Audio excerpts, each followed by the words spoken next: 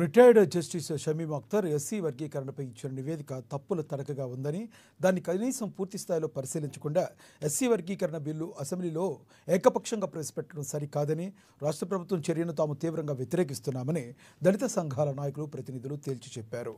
ఈ మేరకు ఆదిలాబాద్ పట్టణంలోని ప్రెస్ క్లబ్లో జస్టిస్ షమీం అఖ్తర్ ఎస్సీ వర్గీకరణ నివేదిక పత్రాలను దహనం చేసి తమ నిరసన వ్యక్తం చేశారు. రాజ్యాంగ నిర్మాత డాక్టర్ అంబేద్కర్కు అనుకూలంగా పెద్ద ఎత్తున నినాదాలు చేశారు. ఈ సందర్భంగా మాల సంక్షేమ సంఘం జిల్లా అధ్యక్షులు కొప్పుల రమేష్ మాట్లాడుతూ, అసెంబ్లీలో ఇటీవల ప్రవేశపెట్టిన ఎస్సీ వర్గీకరణ బిల్లు ఏమాత్రమూ చెల్లదని, అది రాజ్యాంగ విరుద్ధమని చెప్పారు.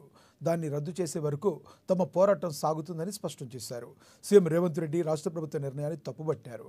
సుప్రీంకోర్టు ఇచ్చిన తీర్పును అనుసరించి రాష్ట్ర ప్రభుత్వం నియమించిన షమీం అఖ్తర్ ఏకసభ్య కమిషన్ నిబంధనలు పాటించకుండా అందజేసిన నివేదిక తప్పుల తడకగా ఉందని ఆరోపించారు. ప్రభుత్వంపై అవసరమైతే న్యాయ పోరాటానికి సైతం తాము వెనకాడబోమని స్పష్టం చేశారు. భారతీయ సంవిధానాचा భారత రాజ్యాంగాన్ని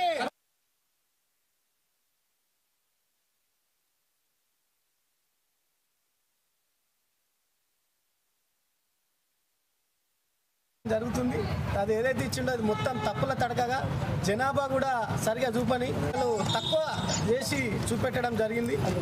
పాపులేషన్ తోటి భారతీయ సంవిధానాचा భారతీయ సంవిధానాचा జై భీమ్ జై భీమ్ హలో డాక్టర్ బాబాసాహెబ్ అంబేద్కరాंचा హలో డాక్టర్ బాబాసాహెబ్ అంబేద్కరాंचा భారతీయ సంవిధానాचा జై భీమ్ భారత రాజ్యాంగాన్ని